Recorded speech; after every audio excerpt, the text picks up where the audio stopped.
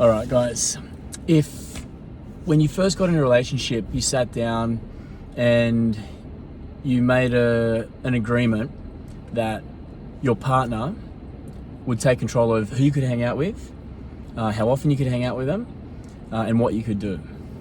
Would you be down with that? Of course not. None of us would be. We want to be able to control the people we hang out with, how often we hang out with them, and obviously there's balance, and there's always balance in a relationship. But what if I told you that the majority of us give that control to our partner? How often, do you speak to a mate and say, hey, what are you up to on the weekend? And the answer's like, oh, mate, I better check with the wife. She organises that stuff. You organise something down the track. They're like, oh, mate, I don't know what we're up to. I'll check with the missus. This is a role that we voluntarily give up because we don't want to do it. It's not something that we enjoy doing, and it's something that our partners tend to be good at and tend to enjoy doing. So we voluntarily give up that control. But what does that look like for us? That's, it's natural for our partners to organise things that they want to do and to organise catch-ups with people that they want to catch up with.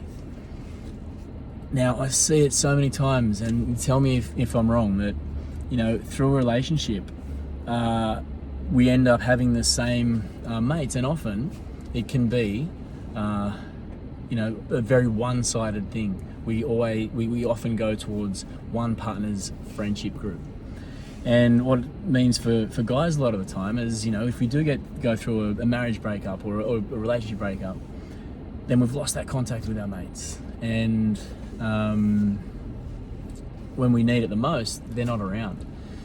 So you can imagine over the months, the years of just being this slowly, okay, that's, our partner's organising it, we're just going to go along with it, and we're happy to go along with it because it's easy. But then we lose this contact with our mates, and then gradually we see them less and less, and that connection is less and less. And then if we are going through shit, then firstly, we don't have people to talk about it with because we're not hanging out with them very often.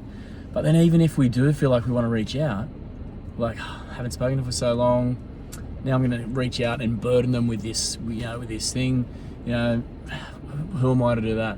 So we may just not. We may avoid that for that reason.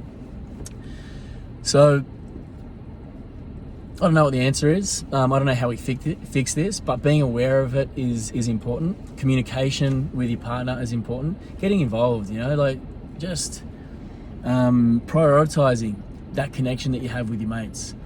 Prioritizing reconnecting with old mates that you may have lost contact with and lost that connection with, because men need connection with men, and we need people around us when we hit hard times, so that we've got someone to lean on, someone to chat to, so that our energy can be focused in a positive way.